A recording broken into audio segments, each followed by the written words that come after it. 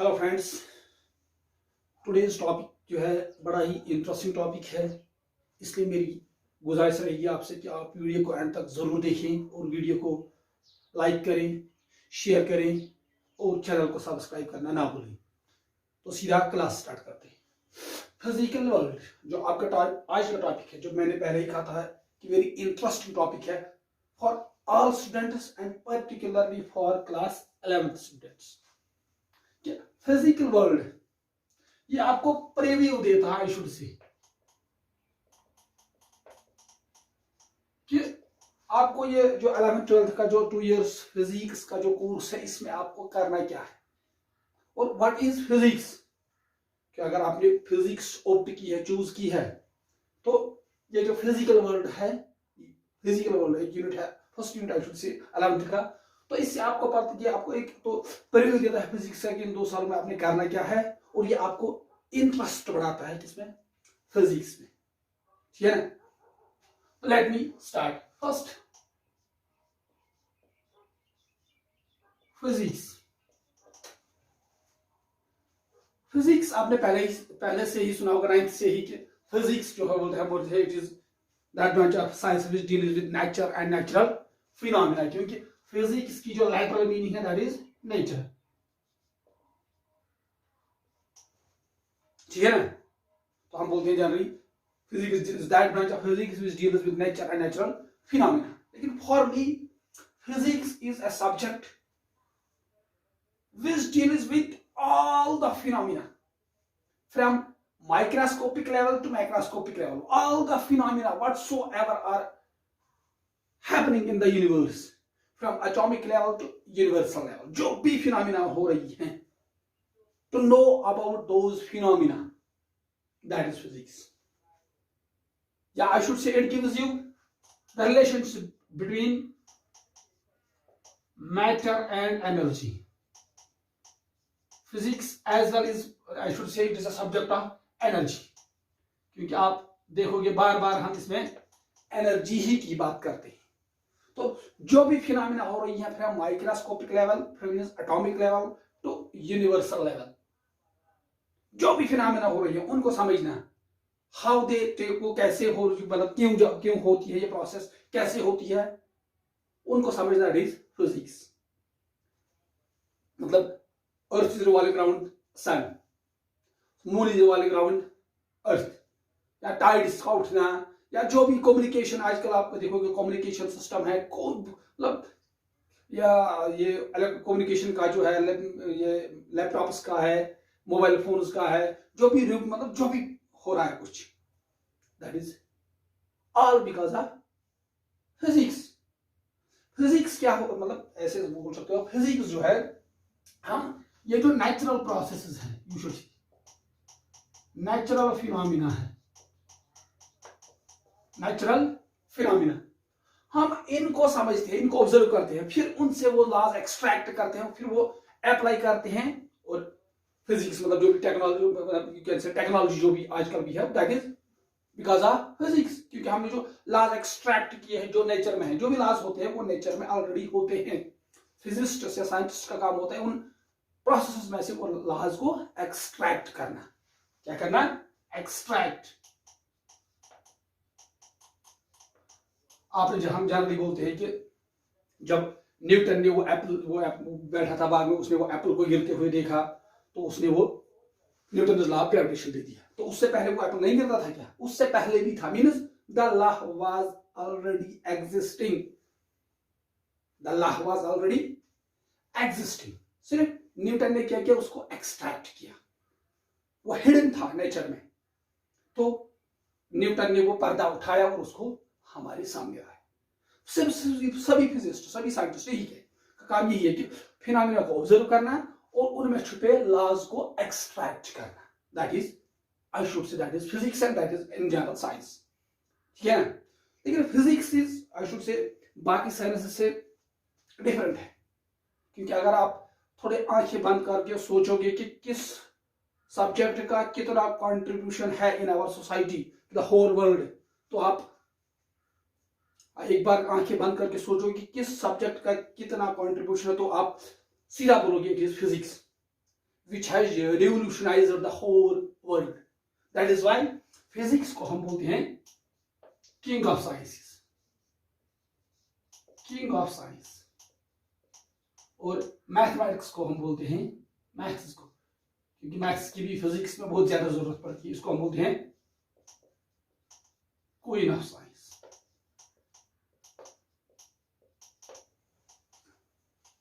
For a good physicist, he must be a good mathematician as well.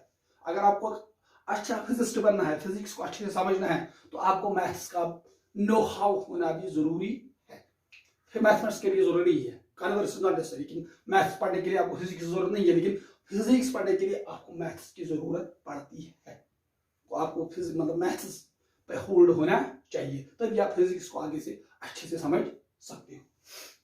ठीक है, तो ये जो फिजिक्स है इसमें दो फर्स्ट प्रिंसिपल्स, दो बेसिक प्रिंसिपल्स है फिजिक्स की. प्रिंसिपल्स जो है इसकी basic principles of physics. Number 1 is unification and number 2 is reductionism. These are the two basic first principles of physics जो हम मोस्टली आप देखोगे इन 2 years के कोर्स में भी, या मोस्टली यूनिफिकेशन और रिडक्शनिज्म ये हम यूज करते हैं, और फिजिसिस्ट लोग ये जनरली यूज करते हैं. यूनिफिकेशन का क्या मतलब है? यूनिफिकेशन का मतलब है कि few basic laws से आप large number of phenomena को explain कर सकते हो. Few laws can explain large number of phenomena.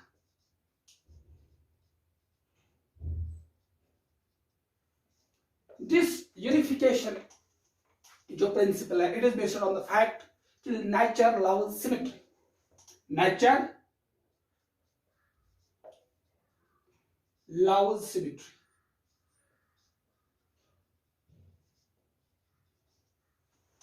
जो मैंने कहा few laws can explain a large number of phenomena.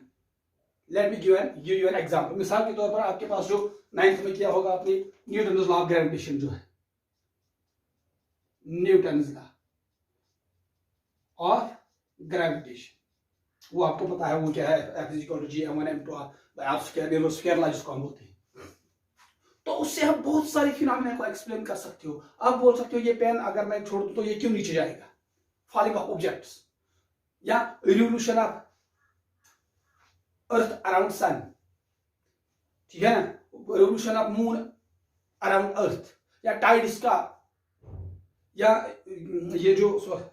ये टाइड्स का उठना, या लॉन्चिंग ऑफ सडन, बहुत सारी फिनोमेना यू कैन से. आप देखोगे आगे बहुत सारी फिनोमेना को आप एक law, that is Newton law of gravitation, उससे एक्सप्लेन कर सकते हो. या कंजर्वेशन ऑफ एनर्जी, वो आपने 10th में शायद किया होगा, कंजर्वेशन ऑफ एनर्जी, उससे भी आप देखोगे आगे कि बहुत सारी फिनोमेना को आप उस एक प्रिंसिपल से आप बहुत सारी फिनोमेना को एक्सप्लेन कर सकते हो. वही है, few laws can explain large number of phenomena. Another you can say meaning of unification is कि आप देखोगे कि आपने 10th में किया होगा वो ओरेस्टेड एक्सपेरिमेंट, अगर आपको याद हो ओरेस्टेड एक्सपेरिमेंट. ओरेस्टेड एक्सपेरिमेंट क्या है? 10th का रिसर्च आपने किया होगा, क्योंकि before this experiment, Oersted experiment, electricity and magnetism, electricity and magnetism, इनको हम 2 सेपरेट ब्रांचेस ऑफ फिजिक्स मानते थे. ये अलग, ये अलग, इनके बीच कोई रिलेशन नहीं था. लेकिन जब ओरेस्टेड ने वो एक्सपेरिमेंट किया, आप उसकी डिटेल में जाने की जरूरत नहीं है मुझे. तो व्हाट ही ऑब्जर्व्ड इज कि conductor carrying current behaves as a magnet, या produce a magnetic field, behaves as a magnet. Means he found a relationship between electricity and magnetism. तो बन गई फिर क्या? इलेक्ट्रोमैग्नेटिज्म. इस तरह अगर आप देखोगे आगे मैक्सवेल जो है, मैक्सवेल इसकी इक्वेशन है मैक्सवेल इक्वेशन। मैक्सवेल इसने फिर यूनिफाई किया, कंबाइन किया किसको, इलेक्ट्रोमैग्नेटिज्म एंड ऑप्टिक्स को। कैसे, इसने जब कहा कि light is an electromagnetic wave, उसका मतलब हो गया कनेक्शन बिटवीन, और यूनिफाई किया उसने किसको, इलेक्ट्रोमैग्नेटिज्म और ऑप्टिक्स को, मतलब लाइट को। तो उसने कहा light is an electromagnetic wave means it behaves as an, तो he unified the two. Same way आप देखोगे मतलब इलेक्ट्रोवीक थ्योरी है, स्ट्रिंग थ्योरी है, चलो उसमें जाने की जरूरत नहीं है। This is what do we mean by unification. तो अनदर पॉइंट जो कहा था मैंने, reductionism. Another point is reductionism. या रिडक्शनिज्म का क्या मतलब है, रिडक्शनिज्म से हम, रिडक्शनिज्म मीन्स कि हम किसी मैक्रोस्कोपिक फिनोमेना को, मीन्स लार्ज फिनोमेना को, मैक्रोस्कोपिक MAC मैक्रोस्कोपिक फिनोमेना को माइक्रोस्कोपिक लेवल पे एक्सप्लेन करते हैं। फिर हम जनरलाइज करते हैं कि अगर माइक्रोस्कोपिक लेवल पे ये हो रहा है तो मैक्रोस्कोपिक लार्ज लेवल पे भी ऐसे ही होता होगा। मतलब अगर देखोगे प्रॉपर्टीज ऑफ मटेरियल्स जो हम करते हैं, मैटर, तो उसमें हम एटम्स मॉलिक्यूल्स की बात करते हैं। एटम्स मॉलिक्यूल्स ऐसे, that is a microscopic concept. तो हम उससे फिर मैटर जो माइक्रोस्कोपिक कांसेप्ट है उसकी प्रॉपर्टीज एक्सप्लेन करते हैं, लेकिन कहां से, एटम्स से, मॉलिक्यूल से। हम उसकी एटम्स की, इसमें कंपोजिशन क्या है, कॉन्फ़िगरेशन, कौन से एटम्स इसमें है, कौन से मॉलिक्यूल्स है, तो उससे हम फिर पूरे एटम मैटर की प्रॉपर्टीज को एक्सप्लेन करते हैं। मींस माइक्रोस्कोपिक लेवल से हम फिर मैक्रोस्कोपिक लेवल, मतलब माइक्रोस्कोपिक फिर से हम जनरलाइज करते हैं कि ऐसा ही होना चाहिए पूरे मैटर में। या हम ऐसे भी और रिडक्शनिज्म का और एक मतलब ले सकते हैं हम ऐसे कि अगर आपके पास कोई कॉम्प्लेक्स प्रॉब्लम है, एक बड़ी प्रॉब्लम है, कॉम्प्लेक्स प्रॉब्लम,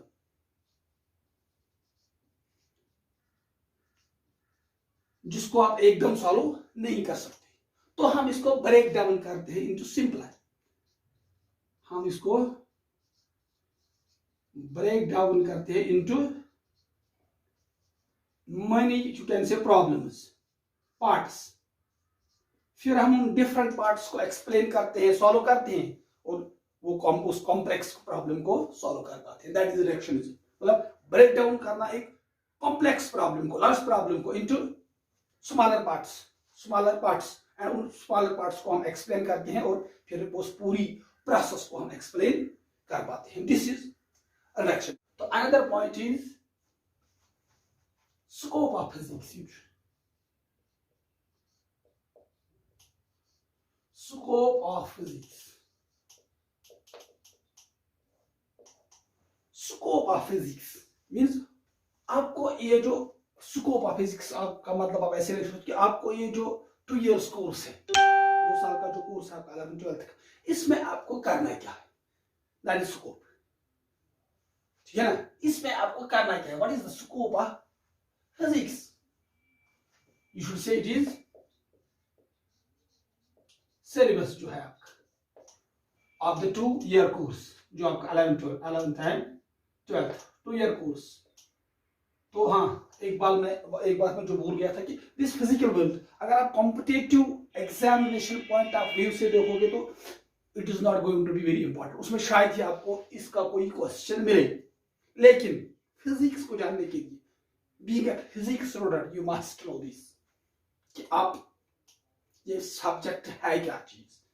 आई शुड से, जो मैंने पहले ही कहा था कि it is king of all science. तो ये आपको फख्र होना, मतलब you should be very much interested in the subject, very much. तभी आप जब इसमें इंटरेस्टेड होगे तो आपको ये बिल्कुल भी डिफिकल्ट नहीं लगेगा। It is going to be a very very easy subject है, लेकिन आपको इंटरेस्ट रखनी है, ठीक है ना। तो स्कोप ऑफ फिजिक्स, जैसे आप देखोगे अगर आप गाने वाने सुनते हो तो उसमें भी बोलते हैं हम पुराने गीत और नए, वैसे ही सेम वे फिजिक्स में भी हम फिजिक्स स्कोप ऑफ फिजिक्स में भी हम बोलते हैं इट इज, इसमें आता है क्या,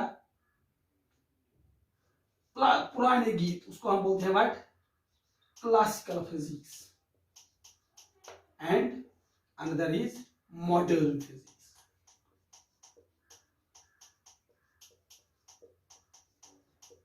Modern physics, ठीक है ना, classical and modern, classical physics and modern. मतलब क्या, क्लासिकल को हम बोलते हैं हम macroscopic physics, MAC, macroscopic physics, तो इसको हम बोलते हैं माइक्रोस्कोपिक, माइक्रोस्कोपिक, ठीक है ना। यहां हम इसको बोलते हैं क्वांटम फिजिक्स भी, क्वांटम फिजिक्स, तो इसको हम न्यूटोनियन फिजिक्स बोल सकते हैं, ठीक है ना। तो आप ये जो क्लासिकल फिजिक्स है और आपके जो 11th-12th का कोर्स है, इसमें जनरली आपको classical, some portion of modern physics में, मोस्टली जो आपका 2 years का कोर्स 11th-12th का, उसमें जनरली आप क्लासिकल फिजिक्स पढ़ते हो, ठीक है ना। तो क्लासिकल फिजिक्स के भी आप फर्दर सब डिविजन कर सकते हो। इसमें आपको मिलता है क्या, बहुत सारी ब्रांच इसमें बनती हैं आपकी। नंबर 1 आई शुड से मैकेनिक्स, मैकेनिक्स है, थर्मोडायनेमिक्स है, थर्मोडायनेमिक्स है, इलेक्ट्रोडायनामिक्स है में, और देख सकते हो ऑप्टिक्स है। ये सब आते हैं इसमें, किसमें, क्लासिकल फिजिक्स में। तो इसमें आपको, इसमें भी हम फर्दर ब्रांच बोल सकते हैं, लेकिन क्योंकि आपके जो कोर्स में उतना ज्यादा नहीं है, मतलब इसमें भी हम बहुत सारी न्यूक्लियर फिजिक्स है, सेमीकंडक्टर फिजिक्स है, या नैनो फिजिक्स, बहुत सारी ब्रांच हो गई है, क्योंकि आजकल जो स्ट्रेस थ्रस्ट है that is on modern physics. लेकिन आपके जो 2 years का कोर्स है उसमें आपको ज्यादातर क्लासिकल फिजिक्स ही पढ़नी है, ठीक है ना। उसमें आपको ज्यादा मॉडर्न फिजिक्स का ज्यादा उसमें नहीं है। इन डिफरेंट ब्रांच में से ये दो, mechanics and thermodynamics, mechanics and thermodynamics, ये आपका 11th का सिलेबस है। 11th में आपने ये करना है, और बाकी इलेक्ट्रोडायनेमिक्स, ऑप्टिक्स, और some portion of modern physics, portion इसका, some tidbits, portion of modern physics, ये आपको पढ़ना है किसमें, 12th में। 12th का सिलेबस ये है, बस यही आपने करना है इन 2 years के कोर्स में। हाँ, आप बोलोगे शायद 2 ही महीने, नहीं, ये जो मैकेनिक्स है, अगर हम देखेंगे मैकेनिक्स,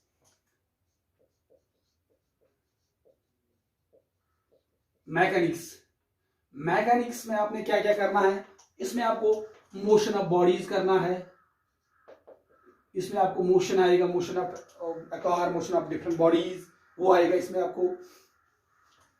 इसमें आएगा आपको सर्कुलर मोशन आएगा, इसमें सर्कुलर मोशन, ठीक है। इसमें आएगा आपका bending of a rod,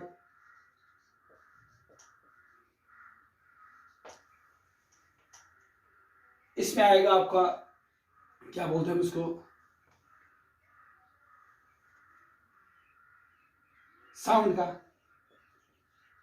sound के मुताबिक। इसमें आपका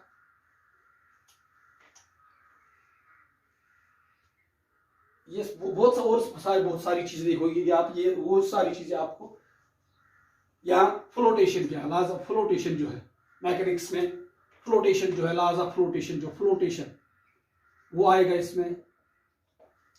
ये सारी चीजें किसमें आएंगी, मैकेनिक्स में, ठीक है ना। हाँ, मोशन आएगा, ये आएगा, बिल्कुल। और भी बहुत सारी आप देखोगे आगे 11th में, वो सारी चीजें इसमें मैकेनिक्स में आएंगी। और थर्मोडायनेमिक्स से आपको क्या करना है, थर्मोडायनामिक्स, इसमें आपको वो तो लॉज ऑफ थर्मोडायनेमिक्स जो है, लॉज ऑफ थर्मोडायनेमिक्स करने हैं। एंट्रोपी का कॉन्सेप्ट है, एंट्रोपी, उस डिफरेंट प्रोसेस, स्पॉन्टेनियस प्रोसेसेस जो डिफरेंट, या आप देखोगे वो डिफरेंट प्रोसेस, स्पॉन्टेनियस प्रोसेस क्या होती है, नॉन स्पॉन्टेनियस क्या होती है, या heat engines, particularly heat engines या रेफ्रिजरेटर्स, ये सारी चीजें आपको किसमें, थर्मोडायनेमिक्स में करनी पड़ेगी। तो ये तकरीबन ये है आपका जो 11th का सिलेबस है, ठीक है ना। सेम वे अगर आप देखोगे इलेक्ट्रोडायनेमिक्स, अब मैं थोड़ा जल्दी जल्दी बोल देता हूं, इलेक्ट्रोडायनेमिक्स। तो इलेक्ट्रोडायनेमिक्स में आपको क्या मिलेगा, चार्ज का है इसमें कॉन्सेप्ट, इलेक्ट्रिक फील्ड का है, इलेक्ट्रिक पोटेंशियल का है, ठीक है ना। इसमें आपको इलेक्ट्रिक जनरेटर्स, इलेक्ट्रिक मोटर्स का,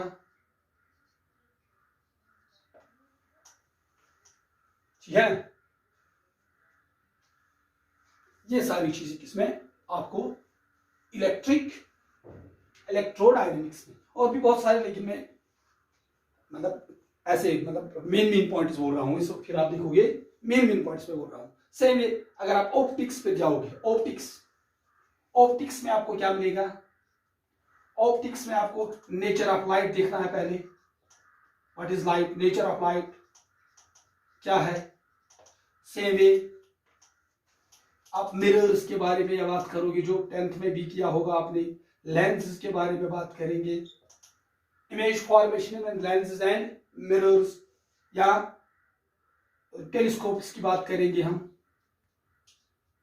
माइक्रोस्कोप्स की बात करेंगे हम, डिस्पर्शन, डिफ्रैक्शन, स्कैटरिंग, वो सारी प्रोसेस जो आपने मतलब आपको थोड़ी देखी होगी 10th में, वो सारी आपको इसमें करनी पड़ेगी, ठीक है। तो लास्ट जो मॉडर्न फिजिक्स का ज्यादा नहीं है, मॉडर्न फिजिक्स जो मिलेगा 12th में है कुछ, तो मतलब उसमें एटम का है, एक्सरेज का है, या सेमीकंडक्टर फिजिक्स का जो कुछ पोर्शन है, कम्युनिकेशन का है, ठीक है ना। सेमीकंडक्टर्स जो है वो आप देखोगे इंशाल्लाह 12th में।